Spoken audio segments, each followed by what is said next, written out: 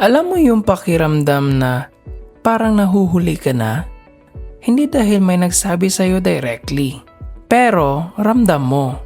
Scroll ka lang saglit, may kakilala kang may negosyo na, yung iba nagta-travel na, yung iba proud pa na naka 100k savings na sila.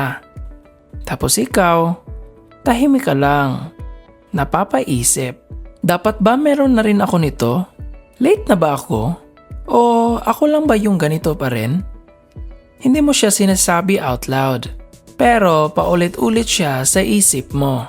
Kasi hindi lang siya tungkol sa pera Parang tungkol siya sa kung nasaan ka na sa buhay. Pero eto yung hindi masyadong napag-uusapan. Yung idea na dapat may 100k ka na bago mag-30. Hindi siya rule. Walang official timeline na nagsasabing pag hindi mo na-hit yan, late ka na. Pero bakit parang totoo siya? Kasi araw-araw mo siyang nakikita. Sa posts, sa reels, sa success stories ng ibang tao. Pero ang hindi mo nakikita, yung utang na binabayaran nila, yung support na meron sila, yung ilang taon nilang trial and error. At higit sa lahat, hindi mo nakikita yung mga katulad mo rin, natahimik lang, pero nasa process pa. Kaya ang nangyayari, kinukumpara mo yung buong buhay mo sa isang highlight ng iba. At syempre, mabibigatan ka talaga. Hindi dahil kulang ka, kundi dahil feeling mo may hinahabol kang timeline na hindi naman para sa'yo. Kasi kung tutuusin, hindi naman talaga simple ang pag-ipon. Hindi siya magtipid ka lang, hindi siya yung iwasan mo lang yung milk tea. Kung ganun lang kadali, edi sana lahat naka 100k na. Pero hindi. Kasi ang pera, hindi lang numbers. Behavior siya. Emotion. Minsan, coping mechanism pa nga. Isipin mo to. Sumasahod ka ng around 20 to 25k. May ambag ka sa bahay. Minsan, ikaw sa kuryente. Ikaw sa internet. Pag may kulang sa grocery, ikaw din. Tapos after nun, gusto mo lang naman huminga.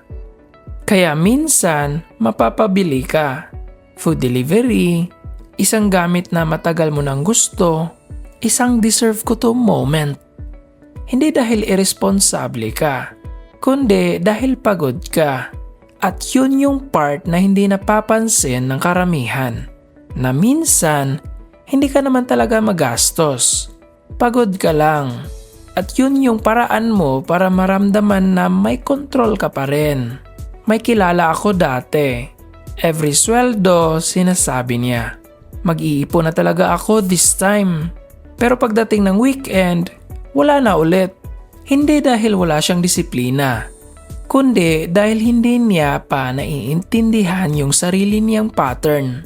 At ganun din madalas ang nangyayari. Alam mo yung tama, pero iba yung ginagawa mo. Kasi hindi siya logic problem. Pattern siya. At kung hindi mo nakikita yung pattern na yun, kahit umabot ka ng 100k, posibleng mawala rin. Kaya eto yung shift na bihira mong marinig. Hindi mo kailangan habulin agad yung 100k. Mas kailangan mong maintindihan kung paano ka magdesisyon sa pera.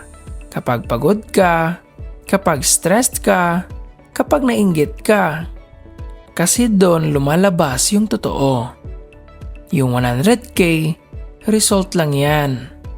Pero yung system mo, yun magde-decide kung uulit ba siya o isang beses lang. Kasi may mga taong nakaipon ng 100k pero bumalik sa zero. At may mga taong mabagal pero tuloy-tuloy. At kung iisipin mo, mas solid yung taong kayang mag-ipon ng 5k o 10k consistently. Kaya sa taong naka 100k nga pero hindi na nasundan, doon nagbabago lahat. Hindi na siya, bakit wala pa ako nito? Nagiging, anong klaseng tao ba ako pagdating sa pera? Kasi once na nasagot mo yun, hindi ka na basta nadadala. Hindi ka na ganun ka-reactive. mas kalmado ka na magdesisyon. At doon nagsisimula yung totoong progress. Hindi ito tungkol sa biglang pagbabago. Hindi mo kailangan biglang tipirin lahat. Hindi mo kailangan alisin lahat ng saya mo. Pero pwede mong simulan sa maliit. Isang desisyon, isang moment na normally gagastos ka, pero pipiliin mong mag-pause. Hindi para pahirapan sarili mo, kundi para makilala mo yung sarili mo. Kasi doon nagsisimula yun sa awareness. Unti-unti, mapapansin mo na hindi ka na automatic. May space ka na mag-isip. At pag may space ka na, doon pumapasok yung control. At pag may control ka na, doon nabubuo yung consistency. At doon nagsisimula yung ipon. Kasi ang totoo, hindi lang goal ang makaipon. Ang goal, maging tao na kayang mag-ipon. Magkaiba yun. Kasi kapag ikaw na mismo yung nagbago, susunod na yung numbers. Hindi agad-agad, pero tuloy-tuloy. Kaya kung minsan napapaisip ka, wala pa akong 100k bago mag-30. Hindi ibig sabihin nun na nahuhuli ka na. Baka nasa phase ka lang na binubuo mo pa yung foundation. Tahimik, unti-unti, pero totoo. Kasi hindi naman talaga nasusukat ang progreso sa isang number lang. Mas nasusukat siya sa kung paano ka mag-isip, kung paano ka magdesisyon, at kung paano ka bumangon kahit paulit-ulit kang nagre-reset. Kasi darating yung 100k. Pero mas importante kung sino ka na pagdating mo dun. Kwento muna bago pera.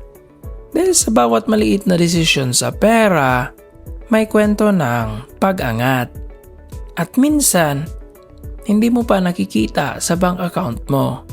Pero sa ugali mo pa lang, umaangat ka na.